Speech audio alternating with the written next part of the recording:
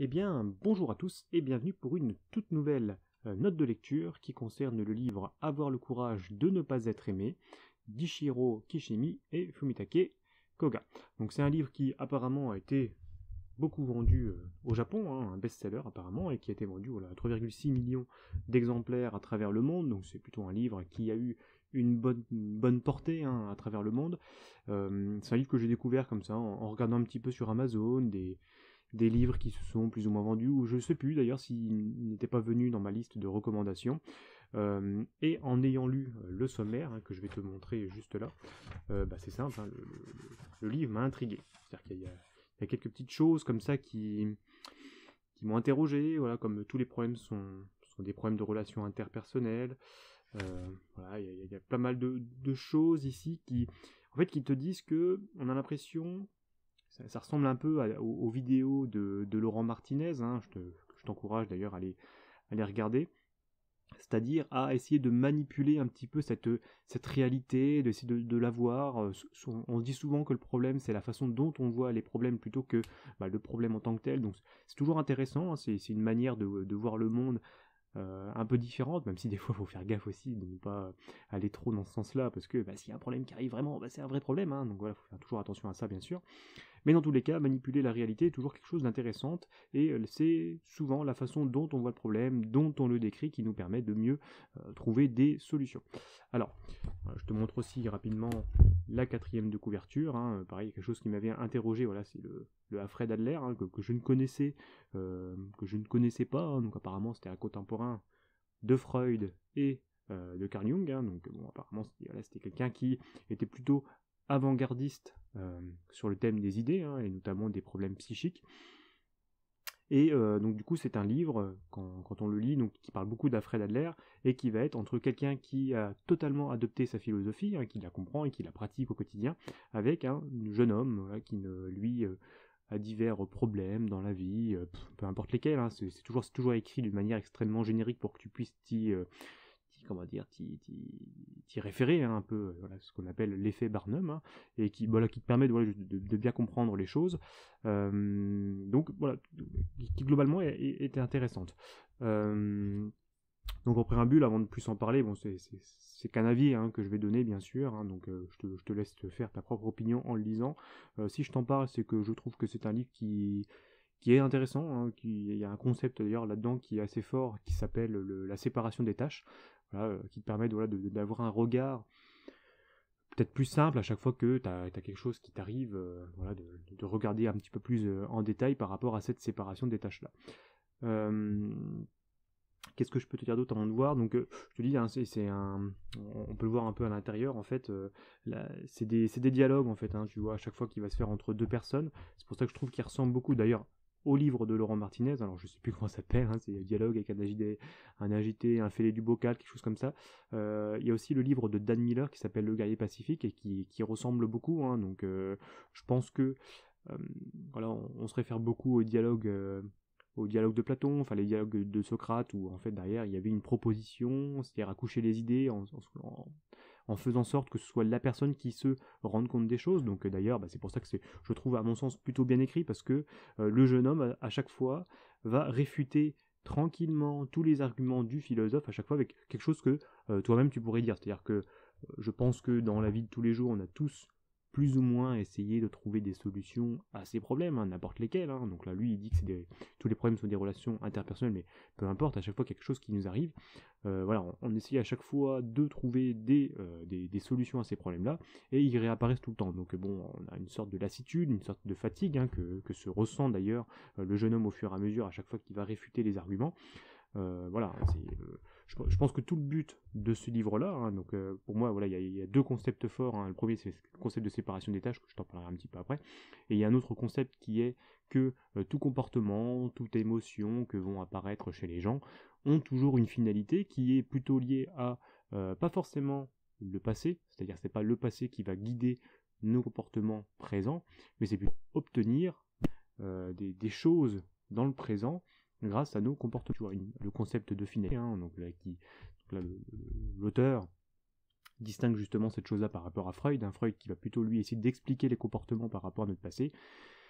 Alors que Adler, apparemment, lui, c'est plutôt l'inverse, hein, c'est-à-dire qu'il va essayer de comprendre les comportements des personnes dans le but voilà, d'obtenir quelque chose. Donc là, au tout début du livre, pareil, pour donner un exemple, pour que ce soit moins abstrait, va donner l'exemple de quelqu'un qui reste toujours enfermé chez lui, ne sort plus, ne voit plus de personnes. Bon, vous connaissez peut-être quelqu'un qui est comme ça autour de chez vous. Donc du coup, lui, plutôt que de se dire, là, c'est la faute de ses parents, parce que derrière, il n'a pas été aimé, enfin bref, des trucs dans le genre, lui, il va plutôt dire, quel est le but, en fait, pourquoi il fait ça, ça sert à quoi, en fait, derrière, c'est pas une question, parce que derrière, il est triste, ou derrière, il a des schémas mentaux qui ont été faits par rapport à son passé, donc du coup, il peut plus bouger. Non, c'est parce que derrière, là, quand on s'enferme comme ça, c'est un moyen qui existe pour obtenir de l'attention. Voilà. Après, auprès de la part de qui? De ses parents, de ses amis, de ses proches, peu importe. Dans tous les cas, c'est un moyen pour qu'on puisse avoir de l'attention pour lui. C'est-à-dire, voilà, j'ai des problèmes, je vous le montre, regardez, ça se manifeste comme ça, donc du coup, donnez-moi de l'attention. Voilà, c'est une manière d'obtenir quelque chose. On me dit qu'un enfant qui se met en colère, c'est pour obtenir de l'attention, obtenir des choses, quoi. En gros, il y a toujours une finalité qui ne s'explique pas dans le passé, mais qui va s'expliquer plutôt dans le présent et pour obtenir quelque chose. Donc bon. Alors, c'est pour ça que c'est intéressant. Ce livre-là, justement, c'est pour mettre en évidence, comprendre, c'est-à-dire que là, voilà, ce concept-là de finalité, il va l'expliquer beaucoup, hein, il y a énormément d'histoires qui va te permettre de pouvoir comprendre ces choses-là. Et ça te permet aussi, toi, dans tes propres comportements, ou même chez d'autres personnes que tu peux rencontrer au fur et à mesure, de aussi toujours comprendre pourquoi il fait telle chose, à quoi ça sert, tiens, il y a une émotion, pourquoi elle est là, enfin bref, c'est toujours se poser la question, il y a quelque chose qui est apparu, pourquoi? Il y a toujours une utilité. Le corps humain, il n'est pas bête. S'il y a une manifestation profonde qui arrive, c'est pour toujours obtenir quelque chose. Il y a plus ou moins une sorte peut-être de concept de survie ou autre, peu importe, on s'en fiche. Mais dans tous les cas, il y a toujours un but dans tout comportement. Voilà. Donc ça, c'est important de le comprendre. Autre concept qui est intéressant, donc là c'était le concept de la séparation des tâches. Donc, alors, il va donner un exemple. Typiquement, c'est des personnes qui vont avoir pas confiance en eux. Je sais pas, j'ai peur de comment les gens vont avoir un avis sur moi, de comment ils vont me juger, ce genre de choses. Donc du coup, ils vont essayer d'être très contrôlants pour toujours qu'on donne une opinion toujours très valorisante de soi. Voilà, je vais agir comment les autres veulent que j'agisse ou autre. Et c'est vrai que c'est un concept qui peut être trompeur parce que déjà d'une part, bon, ça peut être bien quand même d'agir selon les conformités de la société pour éviter de se faire rejeter non plus de tous les sens. Mais par contre, ce qui peut être intéressant, c'est que si on agit toujours comme ça, forcément, on va développer des faux self, des faux moi, des choses qui fait que on peut agir à l'encontre de ses propres valeurs parce que on veut essayer de plaire à quelqu'un, on veut essayer de plaire à une société, on veut essayer de plaire, voilà, peu importe à d'autres choses, et du coup on va s'abandonner et on ne va pas s'exprimer soi-même, c'est les choses qu'on peut avoir au fond de nous. Et donc du coup lui il va te dire ça, t'inquiète pas, les gens comment ils vont te juger, t'évaluer, c'est leur problème, c'est pas le tien. C'est-à-dire que voilà, la séparation des tâches, ça va être aussi, tiens, ça c'est pas à toi de le faire. Voilà, comment les autres vont penser, vont te juger, c'est pas ton problème, c'est le problème des autres. Voilà, c'est tout. Toi, juge-toi toi-même, c'est déjà pas mal. Les autres, laissez faire, quoi. En gros, et puis c'est tout. C'est leur travail. Ne va pas les déranger, ne va pas les questionner, ne va pas essayer de tout faire pour essayer de manipuler leur opinion, manipuler le jugement qu'ils vont faire de toi, c'est leur problème, c'est la séparation des tâches, c'est ça. Et on peut voir ce concept un petit peu partout, ne serait-ce que dans le monde du travail, la chose toute bête, mais c'est essayer toujours empiéter un peu sur le travail des autres, c'est-à-dire que c'est leur problème. Il y a un moment, s'il y a quelque chose qui est défaillant, il faut plus ou moins laisser faire les choses, c'est leur problème. Si les gens ils doivent plus ou moins grandir, évoluer, il va falloir les laisser faire. Il n'y a pas toujours à être contrôlant. Donc le concept de séparation des tâches est extrêmement intéressant justement pour cette partie-là d'éviter d'être beaucoup trop contrôlant sur l'opinion des autres, sur leur travail, et qui peut d'ailleurs être, je sais pas, il y a des peurs qui sont profondes là-dessus, à mon sens. Donc bon, Voilà, donc là, lui, il l'explique bien. Moi, je trouve que c'est les deux concepts forts du livre. Après, d'ailleurs, il y a plein d'autres choses qui sont peut-être forcément pas hyper intéressantes. Hein. Bon, je trouve qu'il est un peu relou, moi, le jeune homme, à force, au fur et à mesure, de toujours réfuter les trucs. Bon, il y a un moment, voilà, il est bien gentil. Et bon. Après, bon, il n'y a rien de bien grave. Ça, c'est plus sur la forme. Il faut que ça plaise à tout le monde. Bon, voilà, moi, c'est pas un truc qui me plaît énormément. Peu importe, peut-être que toi, ça va te plaire. Typiquement, moi, celui de Dan Miller, ça m'a pas trop dérangé. Autant là, celui-là, bon, je trouvais que c'était un peu trop fait, mais bon. Mais mine de rien, voilà, c'était quand même plutôt intéressant. Donc là, on voit que c'est écrit sur le concept de 5 nuits, c'est-à-dire qu'à chaque fois que ils vont se voir, ils vont discuter, ils vont parler de beaucoup de thèmes, et puis après ils vont se revoir à un autre moment. Alors des fois c'est un mois après, une semaine après, peu importe. C'est le temps que la personne puisse voilà évoluer. Le jeune homme, faut qu'il évolue en fait dans sa manière de voir les choses, faut qu'il vive à chaque fois toutes les choses dont tous les concepts dont vont parler le philosophe, il faut qu'il les vive pour qu'on puisse après derrière avoir de la matière pour en discuter. Donc voilà, ça c'est plutôt quand même bien fait. Ce qui est très drôle aussi, c'est que le jeune homme va à tout prix convaincre le philosophe qu'il a tort, dans sa manière de voir les choses.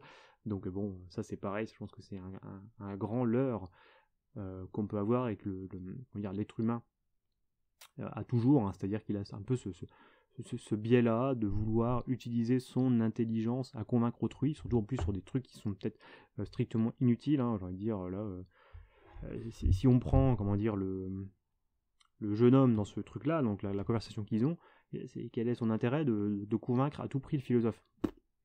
Ça va pas changer la face du monde, ça va pas changer sa vie, ça va rien changer, et pourtant il va dépenser une énergie monstrueuse pour essayer de le convaincre à tout prix. Bon.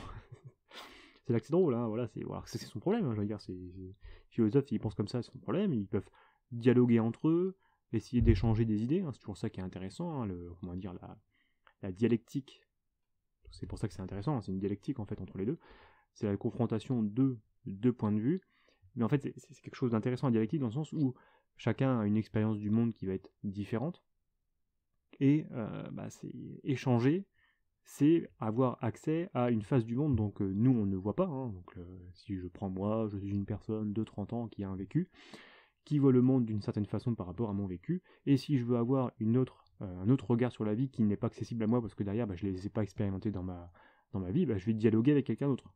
Ça me permet de faire grandir ma conscience grâce au dialogue avec autrui. Voilà, c'est la dialectique, on va dire, c'est ça. Donc là tout ce livre, en fait, voilà, c'est essayer de faire grandir cette conscience au fur et à mesure. Donc le jeune homme, au fur et à mesure, il est tellement fermé sur ses idées que bon, il a un peu de mal. Puis après, d'ailleurs, au fur et à mesure, il fait grandir ses idées. Il arrive à accéder au niveau de conscience de l'autre personne par le biais de questions qui ne sont pas à chaque fois des réfutations d'arguments. Au contraire, il est en train de s'ouvrir. Et c'est ça qui lui permet d'accéder un plus grand niveau de conscience. Alors, ce qui est intéressant aussi, et ça c'est le troisième concept, plutôt la mise en pratique des deux autres concepts, c'est que le philosophe va dire que plus tu prends conscience très tôt dans ta vie que tu as peut-être un mauvais regard, enfin plutôt un regard un peu trop biaisé sur le monde, et plus tu vas pouvoir le changer différemment. C'est-à-dire que si ta façon de voir le monde, ta façon de traiter, de solutionner tous les problèmes qui vont t'arriver, parce que la vie c'est ça, c'est juste solutionner des problèmes, plus ou moins, si tu y arrives à, plus tôt dans ta vie, tu vas réussir à développer une meilleure façon de solutionner les problèmes, mieux ce sera. C'est-à-dire que tous les concepts d'Adler, ou plutôt de ce livre, en fait, derrière, tout un tas de concepts qui va te permettre de solutionner les problèmes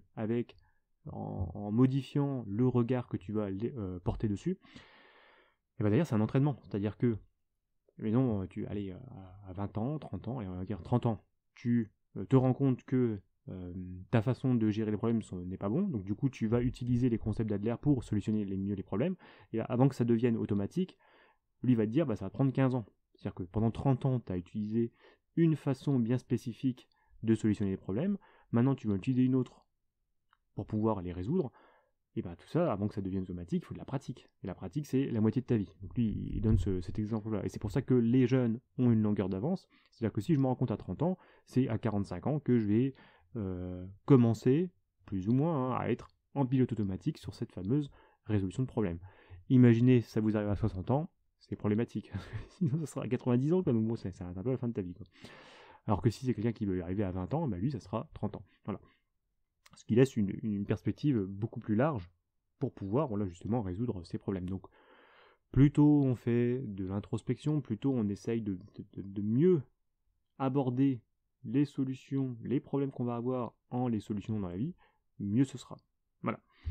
Donc j'espère que c'était pas trop abstrait, hein, la manière dont j'ai abordé les sujets. Donc je trouve que c'est un très très bon livre, il se lit quand même relativement vite.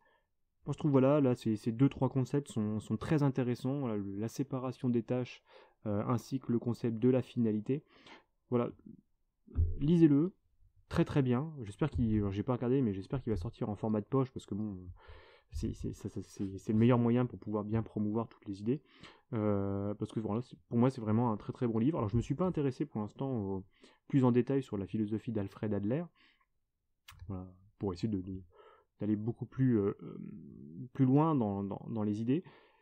Mais dans tous les cas, ce livre est une bonne façon d'y entrer. Voilà, je pense que d'ailleurs c'était sûrement la volonté de ces deux personnes, hein, qui ont réalisé ce livre. Et ben c'est une bonne manière d'y rentrer. Voilà, c'est très très bien. Voilà, et ben écoute, je te remercie de m'avoir écouté. J'espère que ça t'a plu et je te dis à plus pour une nouvelle note de lecture. Salut!